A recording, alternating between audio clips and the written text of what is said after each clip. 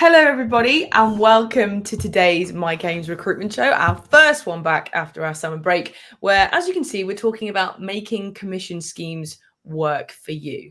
Now, today we have a very special guest, and to introduce that guest, we have the one and only Mike Ames, who seems to have forgotten his sun cream over the summer. Well, I've been playing a bit of golf and been to Wales, so you can't really say that this is sunburn. Maybe it's rust. I don't know. Because, ladies and gentlemen, we don't go to Wales for the weather. We definitely don't. That's not what we do. We go there for different reasons, but we like it there. Having said that, I've just booked up 10 days in the Canaries to go the week after next. Anyway, enough of that. Yeah. Hey, look, we lead the lives we build for ourselves, don't we? So there you go. Yes, I was very keen to get Carl on the show. So welcome, Carl. Glad you're here. My pleasure. Thank you for having me. Well, we should thank you because commission schemes are weird things, really. Obviously, it's the way we pay people. Sometimes it's the way we attract people. It's the way we motivate people. Seems to have lots of different uses. But I think if you've not got a scheme and you're going to build one because you're taking on your first recruiter, your first consultant, or you've got a scheme in place, but you just think, do you know what? I just don't think it's doing what it's supposed to do. I just feel a bit awkward about it. I think it's really important to understand the full breadth of commission schemes. You know, we were talking off air that it's more than just saying, well, look, you know, you get a flat rate of what you earn, or there's a bit of an accelerator in there. There's lots of different things you can do. We're going to talk about them today. And I wanted you to come on to talk about that. Now, the reason for that is that Carl is the CEO and founder of Conquest, which my understanding is it's the only commission automation and gamification platform for recruiters. Is that true, Carl? Perfect. Yes, that's true. Tell us just very briefly, you know, because as Carl knows, as everyone on the show knows, he's not allowed to sell his product, which he's not going to do. But just tell us a little bit about automation and gamification. What does that mean? Well, I think that anyone that's listening to this who works in recruitment will know what commission is, and they'll also know that it's managed almost like in a clandestine sort of manner, you know, in spreadsheets and hidden away. And other industries don't do it that way. Other industries have it front and center, super transparent, real time, so that it can serve as the tool that it's fundamentally designed to be, which is an incentive for performance. And if you want to incentivize someone's performance, you have to have an engaging incentive. And the first step to engagement is just simply visibility. So that's where the kind of journey started for So you Conquest. mean, and I know we're going to talk about this a little bit later, but you mean, so if a recruiter is sitting there at their desk and they think, right, if I make this placement, I'm going to earn X amount. Is that really, if we were trying to simplify it down, is that what we're saying here? I think that that's a part of it. There is a lot more, and I'm sure throughout today's discussion we'll share some of those things. I definitely think that it's a problem. I don't think it's being done well industry-wide on a global scale. I think there's a lot of opportunity to get more. And let's be frank, like commission, and for anyone listening, yes, it's the incentive and all that type of thing. But when you analyze your business, when you're looking at your financial reports, when you're looking at your P&L, it's probably the biggest number on your P&L. Maybe salaries might be higher, but for many it's higher. Like, this is a big cost. Therefore, any other cost that we see in our P&L, we scrutinize. We're really careful with it. We think about it. We're strategic about it. Why aren't we doing that with commission? Because so few are. I like that. It's a very good question. Okay, I want to get kicked off with this. As always, guys, as we go through, if you're watching live, if you have any questions, put them in the comments. We'll try and stump Carl. I know he's great. We've been on the show before, so he can knock him out of the park. Or stump Mike, which is much easier to do. Okay, yeah, so we kind of touched on it a little bit, which is the power of commission schemes. Like, ultimately, it is this massive expenditure. It is something that, especially when you start working in recruitment, it's one of those things that a lot of people ask about. In your opinion, Carl, what is it? What is the power of it? Well, I think that, you know, recruitment is a funny industry. And I think most people will say, like, they didn't necessarily seek out recruitment. They fell into it. But I think that we would be naive to ignore one of the bigger drivers, which is the ability to earn. And you know, I've speak to lots of consultants as well as recruitment business owners and directors and all that type of thing, and they've all been a consultant and then they become a manager, and then they may start their own business. And for a lot of people who get into recruitment, it is the allure of the earnings that you can have. Now, the actual commission is only one part of what I would describe as a multifaceted reward program. And I do think that recruitment as an industry leads the way with respect to that. We have lots of different types of rewards, but I just think that we can't ignore the fact that commission is the big one. And as much as people may talk about flexible working and they may talk about progression, and all of these things are important, if you were to say, we'll give you all of that, but we'll take away all of your commission, I think that the results would speak for themselves there. So it is important that you get it right. Can I just come in on that point? Because one of the things that I found in running 2 recruitment firms, and we had 2 completely different schemes in both of them, was that we hired people that shared our values. That was the starting point. We wanted someone that wanted to achieve the same mission as we did. Mm-hmm. And which was very clear. It wasn't like written on the tea room wall or anything like that. We didn't do anything so cliche, and it wasn't on our website because we didn't have a website. But I think we were very clear on the kind of people that we wanted. And my interview process was mostly down the pub, quite honestly, talking to people and trying to figure out whether they'd fit or not. Didn't even talk about money. Mm-hmm. And the scheme that we had was because of that, was very flat. People got rewarded. We had a scheme, a variable scheme, right? But it wasn't a traditional commission scheme that you would call today.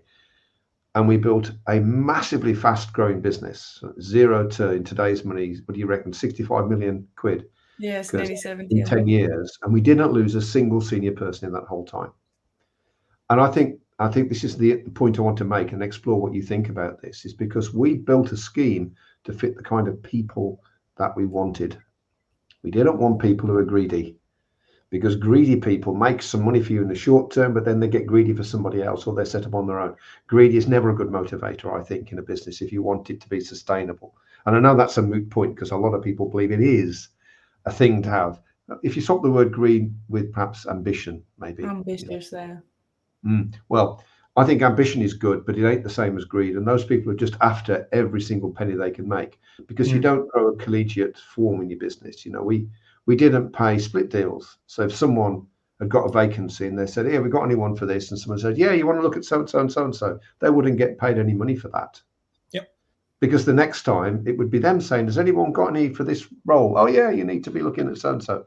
Whereas if you've got someone who's totally money-based, it's like, well, what share am I going to get? Because I'm not doing it otherwise. And I think that's the wrong kind of people, for me, at least. So there is this thing with the scheme. It is a very, as you said earlier, very multifaceted, isn't it? You've got to get the scheme that fits the people rather than the people to fit the scheme. Can you talk to us about that for a little bit? Yeah, I can, Mike. I think you're absolutely right. And, when you're thinking about your incentives, whether that's commission or any of the other ones, and if, let's say you were coming to me and you were saying, "Carl, we want to create the right setup here. Where do we start?" I would be saying, forget about the incentive altogether for a second. What you actually need to focus on to begin with is strategy and culture. Those are your 2 starting points. And how clear is that? Because you'll know this better than I, Mike. Not everyone's got that part nailed down, and you can't get the rest until you have that. And the reason for that is, think of it as like a bit of a pyramid, if you will. And at the very top, you've got the business's goals for the shareholders. What is it that you want to achieve? And that might be a transaction down the way. It could be anything. What is that? What does the strategy look like, therefore, in order to deliver against that goal? And then the next step below that, we're getting close, where we're saying, okay, what are the rules and responsibilities that are required in order to achieve and execute our strategy so that we can reach our objectives? Once you've got that part set, then you can start to look at how we incentivize them, because you've got the rule, the objective measure of what success looks like in that role, and that can be multifaceted and it's individual to every business as well. So that's where you really need to start. And once you've got those components, then you can start to look at commission. We've said this before, and loads of people have heard me say it. We look at commission in 4 pillars. You start with structure. You've then got thresholds, payment time, and last is payout rates. You got to get the rest right first. Once you've got those bits right, then you can start to play around with what percentage or what fixed amount that we're going to pay out thereafter. And I can talk about this at length, of course. But I think to your point, Mike, like unless you really understand what your objectives are as an organization, what the strategy is to deliver against those objectives, and of course what the culture is that you want to foster, you've got no hope in getting your commission right. That's a really important point, because running a business is definitely a marathon, not a sprint. Mm-hmm. And what you often find is that businesses do well for 2 or 3 years and then they go backwards. They're what's called yo-yo companies, very common in recruitment. Mm-hmm. And there's lots of reasons for that, which I won't bore you with. But one of the biggest one is that they lose 1 or 2 big billers. They're a small business, they lose 1 or 2 big billers. Perhaps that's 30% of the revenue's gone straight out the window. And I think that they've got people who are very focused on money. They've then built a business which encourages these people, especially if they're 360s, to be their own thing, to create their own personal brand, which for me is a nonsense. The company has a brand and you're part of it, but you don't have your own brand. I think not. You're just encouraging or making it easier for people to leave and set up on their own. Madness, right? So a part of that is culture, getting the right people that fit. And I think that you've just hit the nail on the head there. Mission, because you've got 2 missions. You've got your shadow mission as shareholders to get rich and retire early, right? You're not going to share that. Hey, everybody, I wouldn't share that. Great news. Great news. We've got this mission. We want to become rich and we want to retire early. Who's with me? It's like, no, that's not going to fly. But that's real. You have that. You must specify it as your shareholders. Absolutely. But underneath that, you've got your mission. And I think that's the starting point with any commission scheme. I agree with you. Mm-hmm. Is that this is what we want to achieve. And partly we want to keep people for a long period of time. It's better to have average people stay longer than every now and again have a bunch of high earners come and go with you. You'll make more money and build a much more valuable business if you go for steady people staying longer. And I think personally, that's what the scheme should support. I appreciate that. I do. Now, in a second, we are going to delve deeper into those components of the commission scheme. But before then, Carl, I imagine people watching this fall into 2 camps. You've got those recruiters who are maybe startups or solos or partnerships who are looking to grow and don't have a commission scheme now and want to grow it, which is fine. But you might have those SMEs who have a commission scheme, but it's maybe not working or it's having sort of a negative effect, which is something that you've mentioned as well. From them, how easy is it to change a commission scheme? Because often, when this happens, I rarely hear people excited, employees excited about changing commission scheme. It normally means in their mind that they're going to get shafted, really. Yeah. The short answer is very difficult. There's 2 kind of sides to that coin. There's the emotional difficulty, and then there's the practical difficulty. And the emotional difficulty is, if I know that if I make this change, then X, Bob sat over there is not going to be happy and they're going to have this concern. But if I don't do it, then Wendy over there, you've got all of those emotional elements where you're concerned about people's feelings and upsetting people or having the inverse impact that you want, which is to motivate people. Then you've got the practical side of things, which is, it's an interesting problem in and of itself, because if you've been running for any period of time, you probably want to do some modeling on the impact of these changes. And that's notoriously difficult. And I'm sorry, Conquest can't help you with that yet. You have to get into a spreadsheet to do that. And it can be a pain. My advice in terms of making change, and this is what I always say, is that transparency is your friend. If you're making changes for the right reasons, then transparency is going to help you here. And the right people in your business, just talking about culture and longevity and tenure and all that type of thing, normally those people that we're talking about there are good people, and they understand that the goodness of the organization is the goodness of everyone. And that if you're making changes for the right reasons, because profitability has been hit badly in the recruitment industry over the last 2 or 3 years, all suppliers have increased their costs, yet commissions remain in the same. Those type of things, most people will understand if you're honest and you help them understand, look, we're going to show you this has been the impact. This is the problem that we need to solve. This is how we're looking to solve it. Most good people will understand, and they may not be delighted, but they'll understand. Whereas if you just come in and carte blanche and just say, right, starting from the new financial year next month, You've now got a threshold when you never had one before, for example. That's going to go down badly. You've got to try and, you know, appreciate and anticipate where the emotional levers are, try and mitigate that as best as you can, but accept you're not going to be able to make everybody happy all of the time. You're going to have to do what's right for the business, and then try and be comfortable with how you explain it. Sorry, do you believe some kind of guaranteed period during the transition? Because I've seen this work well and actually not work so well, really. So not like use, is it really? But you know what I mean? So, okay, we're going to run the scheme, but for 6 months, if you're badly out of pocket or if things haven't worked, you haven't had time to adjust to the new way of working, because it takes time sometimes. If you're pulling different levers and you expect your staff to do things differently, it takes some time to get into that. Do you believe that you can have a period where you just make it easy for them during that, and then at the end of that period, you're on your own, it's the new scheme now? Or is that, do you think you should just go big bang and be done with it? I think that guarantees are the antithesis of an incentive, and I loathe them. So I'm not on board with guarantees. What I would say is that give people time. So don't drop this on them and say, right, it's starting from next month. Give them a quarter, you know. So we've got, if you go into your new financial year, this is when most people want to try and make that change ahead of the new financial year. Get ahead of the problem, agree what you're going to change, and then give them a little bit of time to say, look, this is the change that's coming, but we're going to give you a little bit of time to prepare for this and for it to adjust with it. We're not just going to rug pull you, because we know that you've got a pipeline right now and you had an expectation of what that may mean and all those type of things. But all placements made from the first of the next financial year, that's when we're going to be rolling it out. There is an exception to that, which is not quite the same problem, but this is the small agency. You've just left your employer, you've had a year, you're now going to hire your first couple of consultants, and it's your mates from the last place that you've worked. They were really big billers, but you've got to make it really attractive in order to get them along. So you're going to pay them 75% commission or some madness. You're obviously making a rod for your back there. And with those folks, often the fear is if we change the commission for these guys, it's going to upset things. You know, they're our most important, our biggest billers, as you were alluding to earlier, Mike. One of the solutions you have available there is to grandfather the initial scheme, and that basically means that you're segmenting that initial layer of hires and saying this is your scheme, and then there's a separate scheme that's going to be applied to everyone that moves there on. Now that comes with its own challenges, and there are pitfalls and cultural obstacles that you may find yourself running into, but those would be the kind of two scenarios. But certainly guaranteeing anything for anyone in a performance-related environment, which is largely driven by an incentive, I just can't get on board with that personally. Okay, all right, Mike. Yeah, do you have one more question? We've got to move on really now at this point. Yeah, well, I just wanted to build on this, because I think people are interested in the technicalities of a scheme. You know, you talk about threshold.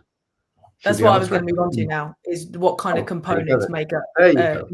Because from what you've said, Carl and Mike as well, is there's no such thing as you can't just plonk down a commission scheme in front of everybody and everyone will go, oh, that's right. Yeah, no, there's a lot of levers and dials and pulleys that are all slightly different. But what are the components generally that you can change that make your commission scheme work for your business? Yeah, so look, the 4 pillars that I referenced earlier on, I think are a nice, clean way to look at it. And if you engage with any of our free stuff that we give away, like the handbook, that's how we arrange things to make it really simple. So you start with structure, and structure is about a couple of things, but mainly think about your accumulation period or your cadence. So how often does the scheme run? Is it monthly? Is it quarterly? Is it annually? You know, what does that look like? You've then got your payment timing, which is when are you actually going to pay the commission. So you might calculate it 1 month in arrears of start date, for example, which would be super common. But when are you actually going to pay that commission? And it may be that you opt to pay when paid. That's it. You know, pay when paid is a really common thing. You won't release commission until you're paid by the end client. Gained popularity during the pandemic. Quite a few people have retained it ever since for the cash flow benefits. Then you've got your threshold, and there's lots of variation on that. I can talk forever about different types of thresholds. And then very quickly talk about threshold, because I know this is something that crops up a lot, right? Threshold, because on the one hand, say, well, you know, put a threshold in, so until your costs are covered, you don't get any dough, which makes perfect sense in many respects. But it's considered, and you're the expert on this, not me, but it's considered a disincentive for some people, isn't it? That they have to reach that amount before they make anything, you know. So what's your view? How should people think about threshold? It goes back to the strategy and all that type of thing and where you are and what your plans are. But let's say, for instance, you're planning on growing a lot, headcount wise. Threshold's going to be a barrier. You just got to accept it. Can you overcome it? Yes, of course. But it is going to be a barrier. For salespeople, and let's be frank, they have choices. It's not like you're the only show in town who's hiring recruiters. Like, there's always going to be choices. There's 40,000 recruiters in the UK. If they're faced with the same basic from two agencies, one has a threshold and one doesn't, they're going to favour the agency that doesn't have the threshold. Now, that it's not a binary decision. They're also going to look at everything else, the progression, the brand, the culture, and all that type of thing. But it's just something that you should be aware of. In terms of like the mental approach to a threshold, I would say that a really confident salesperson is not going to be afraid of a target or a threshold. Those that maybe aren't as confident are obviously going to be impacted by it a little more. But lots of these things you can mitigate. You can move around. And I'll give you just one quick example, if I may, because this is something that I've deployed many times with our customers and just with people that I've advised, is you can have a threshold without having a threshold. And I know that sounds kind of mad, but I'll explain the madness. So one of the structures that I like to roll out particularly works very well in perm-only businesses, particularly if you've got large deal volumes. So folks can do more than 2 or 3 deals a month. This works beautifully. You'll have a monthly commission scheme, which pays from zero, no threshold, but it's going to have a low payout rate. So you might start at a few percent or 5% or whatever it may be. But in addition to the monthly scheme, you're going to layer on top of that a quarterly kicker or an accelerator. You can call it what you like. And that is going to have a threshold in it. And that threshold might be you've got to be above target for the whole quarter in order to qualify. That's a really powerful tool for a number of reasons. One, because it helps you with the sell for talent in terms of, look, we pay from zero. We don't have a threshold, and you legitimately don't. But it also helps solve the balance between rewarding overperformers versus over-rewarding underperformers, because it's only the performers that are going to qualify for the second component at all. And those that do, you can afford to pay a higher payout rate because they're overperforming. So that's a quick little tip there. If there's any perm, it'll work for any agency. It's just better with a perm-only agency. So if there's anyone listening wondering what kind of structure, that's one that gets the Jonesy approval. I like that. On threshold, do you think sometimes that it's not really understood why? Because as a business owner, you think differently than an employee. So an employee, you think, oh, they're just punishing me. They're trying to get more money out of me. Whereas if you sat down with them and said, listen, like, this is how much your LinkedIn license is. This is how much your blah, blah, blah is. This is all of the things that I have to pay for you. And let's say it works out at $2,000 a month or whatever, right? You have to earn that before I can pay. Like, it's fair then, because otherwise, do you think sometimes just talking to them like they're actual human beings instead of, do you think that can sometimes help? Well, absolutely. And this is what I mean by transparency as your friend. Like, you don't, it can be very black and white, or you can just be very transparent and you can help them understand, look, this is what it costs. This is what it costs us just to have you sat there. We pay your salary to do your job, no problems whatsoever. No matter what your performance is, you get paid a salary, you get all of these other benefits. In terms of commission, though, if you don't bill this level, then we are compounding losses. And that doesn't make any sense for us as a business. That's why we have a threshold. The threshold itself aligns with the cost that we have. So we're making this as fair as we possibly can. And most people will understand that. Okay. I'll tell you something interesting about this as well, actually. I think too many people expect their commission scheme to do their management for them. And it just won't. It's a commission scheme. It sucks in information and squirts out a number, right? And this is one of those classic cases, because I'm not a big fan of thresholds at all, right? I don't think they're necessary. If you've got somebody that's consistently not hitting enough money to cover their costs, fix it or let them go. Don't expect them to suddenly become better because they've got to get above a threshold, because they won't. They're either not very good, or you've not trained them properly, or you're giving them bad clients or a bad patch or something. There's something not right. Figure it out and fix it. Don't expect the commission scheme to manage for you, because it won't. It won't. Half the time, it doesn't even act as the incentive you want it to. And then we're going to talk about this a little later. I know it's a good way to manage it, and I'm not saying don't have a scheme, but I think too many people think it's going to do the management, and it just won't. And thresholds is a classic case, I think. It's a tool, isn't it? It's a tool. That's what it is ultimately, and a tool still, requires the gentle touch of a craftsman in order to use it correctly. And the same amplifies natural ability. All tools do that. They amplify natural ability. But I think what I'm trying to say here, I suppose, not very well, is the commission scheme is in reality, it's just a way of paying people. It's not a way of managing them. And if you think that you're either hiring the wrong people and they will come and go very quickly, so it worked for a bit and then it won't work and then it'll work again, which is not the way to grow a scalable business at all. Or alternatively, you're going to be let down because what you expect to happen in terms of the management of your people isn't going to happen. And then you're going to be disappointed. It's a way of paying money out to people at the end of the day, isn't it?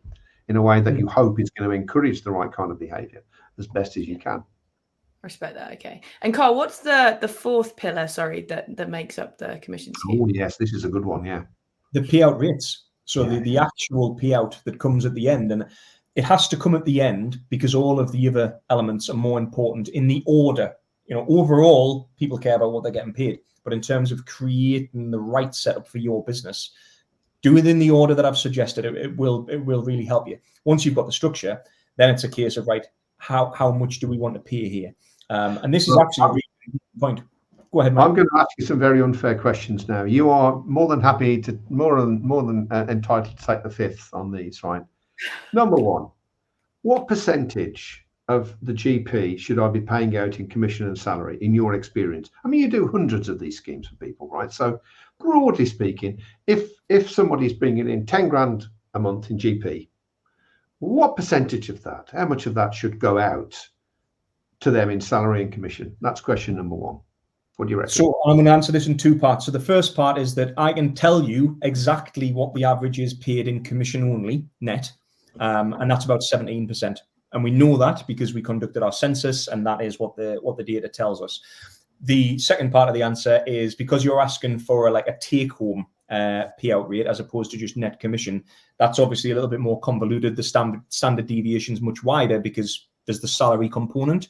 But as a loose guide, I always say that roughly people should be looking at somewhere between 40 and 50%. That's generally what we see in the industry today. Because it always used to be a third, didn't it? It used to be a third, a third. That was the deal. Yeah, and yeah. of course, COVID wiped that out, quite frankly. I've talked about this. I'm sure you and I have talked about this, Mike, in the past. What an arbitrary division of the numbers in our business, which is decades old, and I think a lot has changed in business during those decades. I think what's happened is the cost element has drastically reduced.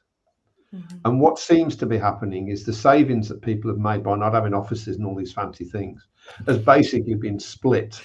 Half of it has gone to the owners and half of it has gone to the staff, really. That's what seems to happen, which is why it's pushed up from, say, 33% to 40, 45%. I think that's the case. So, okay, that's the first question then. The second thing is optimum split between commission and base salary. I know you're going to say here, but I want you to come down and say, look, this is roughly what the market's sort of paying here. If I want to attract people, this is where we're going. It's a cultural thing, Mike. Going back to the very beginning, if your culture is, we want high performers, that's what we want. We don't care about any other stuff. We just want you to bill as much as possible. Then low salary, high commission, because that's going to drive that right kind of culture for you.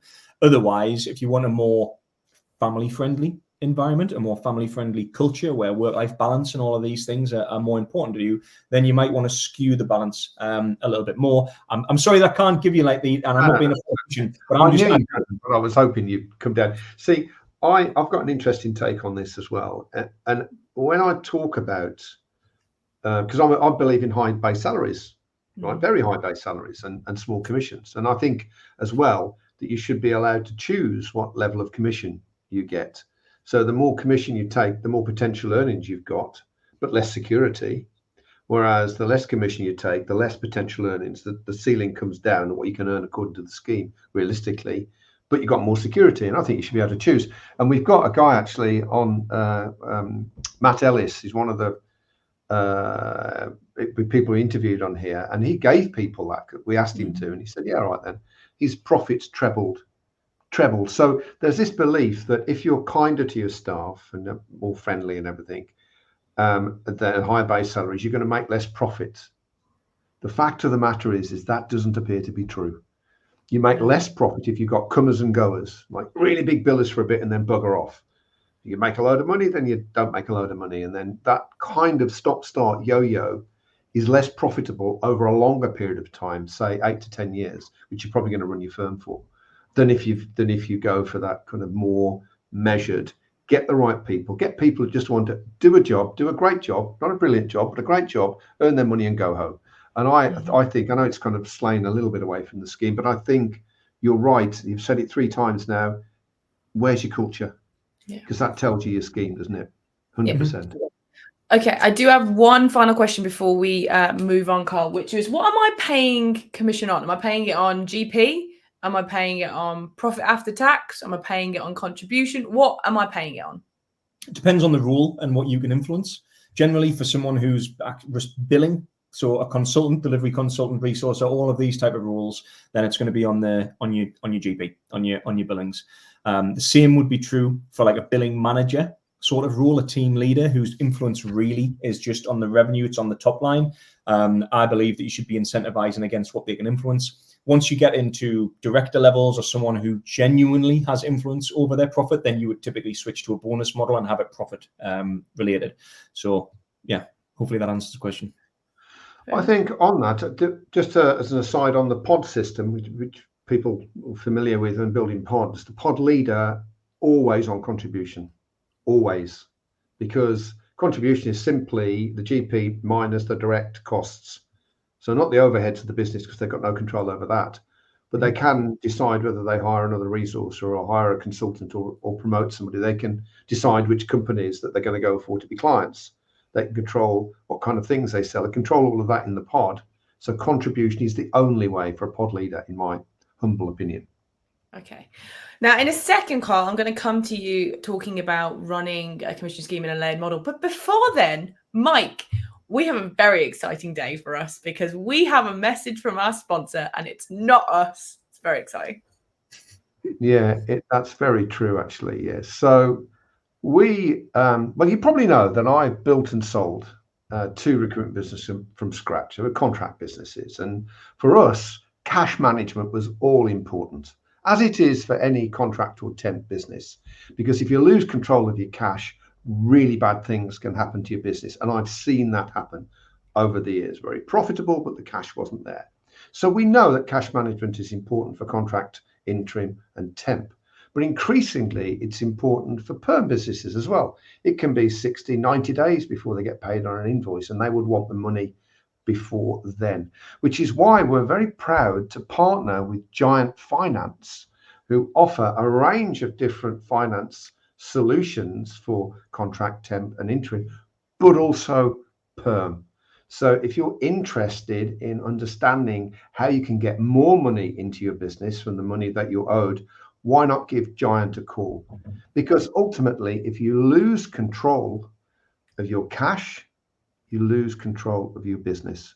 So we're going to put a little link in the description for this video, wherever you're watching it, to someone at Giant who could just have a conversation with you. If you're interested in cash, give them a call. Very exciting day for us. We've got a sponsored message.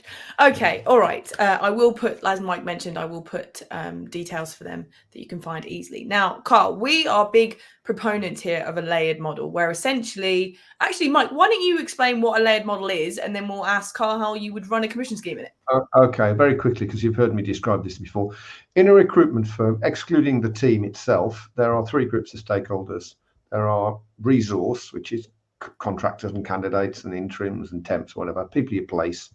There are clients and there are prospects. Okay, so if you build a business which is a layered model, some people focus more on the prospects, some people focus more on the clients, and some people focus more on the resource, on the candidates. And so therefore, when someone makes a placement, it's because of a combined effort. It's not like a 360 when they do it all. It's a combined effort. So it's a way to make more money, basically, to make your business more profitable. So the challenge, of course, in that circumstance is you've only got a certain amount of money you can pay out the pot. Is how do you divide it up? So that's really, I suppose, the question for you, Carl. Yeah, essentially, we have to split the fee, Carl. So how do we do this? Well, you've answered it for yourself. You split the fee. And I was having this conversation actually just yesterday with a really big firm. And the problems that they're having is that they're really wrestling with this, trying to deal with it at the commission end. That's the wrong end to deal with this, in my opinion. The way that you deal with this is deal with it at the revenue end. And I would refer to this as like a contribution model, not the same contribution model that you were just mentioning a couple of moments ago, Mike, but more the contribution that each individual role makes to a given invoice being raised, more commonly known as a splits model. So this is where you would just set your shop up so that it's super clear from the outset that where a resourcer is involved, they get X% of that invoice, of that placement fee. Where BDM's involved, they get X%. And you can make some rules around that. That's generally the best way to deal with it because it's cleaner, it's really easy to understand, and it helps you ensure that you know exactly what's happening with every penny of the invoice that you're actually raising. Now, do those folks all need to be on the same commission scheme after they're split? No. And in many cases, that's not appropriate. And you would want to have a dedicated commission scheme per role. But generally, the first step is to just acknowledging that there are potentially, let's say, 3 people involved in every placement. What is their contribution? Or another way to put it is, what is the weighting that should be allocated to each one of those roles? And then you just apply that as a rule. What comes next is then actually a bit simpler. Well, that's interesting. We aren't commission scheme experts, as you well know, but we do implement commission schemes for this type of, well, it's either layered or blended, mix of the two usually.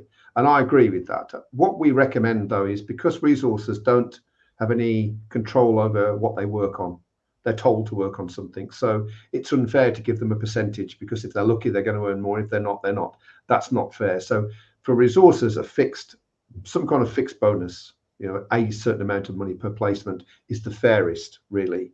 But then you're right, the BDMs, if you pay them a share of every vacancy that they win from a client, or every vacancy from a client that they win, get it right way around, then after a while they've won so much they don't really have to work anymore. All the money's coming in. So you need to put a limit on how much you pay from a particular client. And I wouldn't put a time limit on it. I'd put an amount of money on it. And you can stagger it. So you get from this to this, you get X%. From that to that, you get X minus. And from that above, you get X. And Pete, when he does it, he likes the idea they're always going to retain 5% of everything they win. So sometimes that works better than others, quite frankly. And then if you're the person that gets the vacancy from the client, they're not necessarily the same thing. In a blended model, or in fact in a layered model, the BDM isn't looking for vacancies. BDM's looking for clients, high value clients. That's how you grow a high value business. And so therefore they're not picking up vacancies, but the person that gets the vacancy should really be the client carer. And so therefore they get a share of it and they will manage the process. And then the resource that just gets paid a fee, really. And that system is dead easy. It's along the lines that you've said there, but it's kind of hard sometimes to get the levels right. I think that's where the challenge is, as opposed to, like you were saying earlier, that's the last thing to do, isn't it? The actual payment amount. It's the structure, get the structure right, and then that kind of takes care of itself. So I just want to quickly just unpack 2 points. I'm sorry, I'll be super quick. Do it. Go. In terms of paying a resource like a fixed amount per placement, that can work really well. I would still split the revenue. It's not the percentage that's going to impact how they're paid as a percentage. They can still give them a fixed amount, but because you're splitting the revenue, that helps you to pay for that reward, however you're rewarding it. Otherwise, you can end up in a double pay situation and it just gets a little bit more. No, sorry, that amount of money gets taken. If you imagine there's a certain amount of pot, that's all you're going to pay in commission. Yeah. Whatever you pay to the resource, it gets taken out the pot.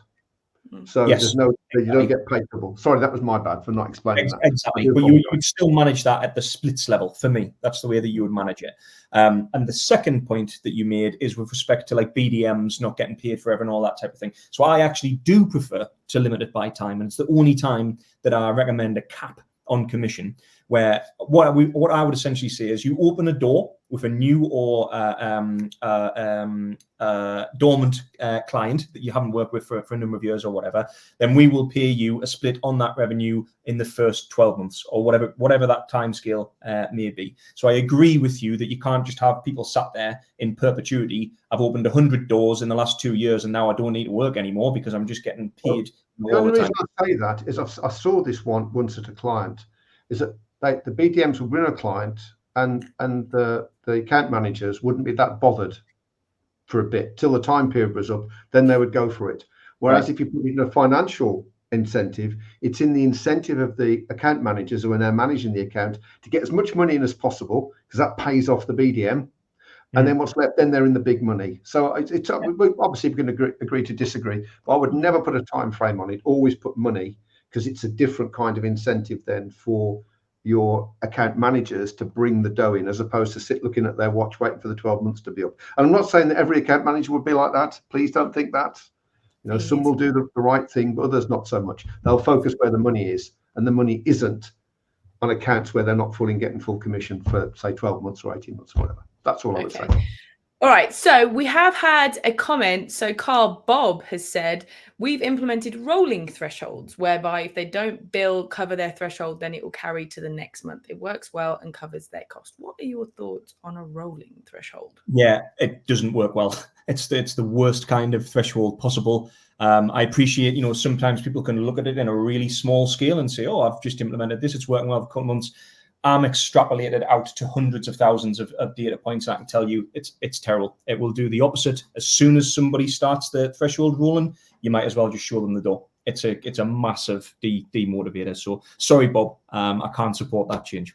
Okay, that's all right. Okay, and then I do have one final question before we sort of round up, Carl, which is, how static is a commission scheme? Because businesses change, structures of business change, and especially, when we're implementing it, I imagine there'll be small tweaks here and there because of stuff. But if I set my commission scheme on January 1st, 2025, is it that for the next 10 years? How static is a commission scheme?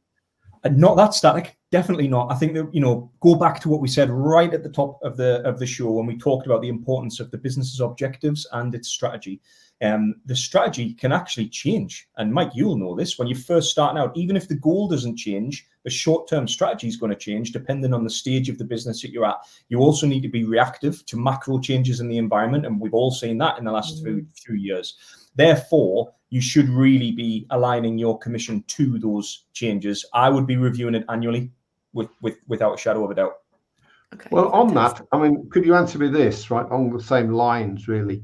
During the wild and crazy time, 2022, early 23, where everybody was screaming out for consultants, how many people do you think had to revisit their commission scheme to make it more attractive because of the just demand for consultants? Was that quite a few during that period? Definitely quite a few. One of the changes that was made was the adoption of the pay when paid methodology for actually paying commission. There was a big uptick. It went from about 30% up to over 40%. It's remained about 40% now. So that was a big change.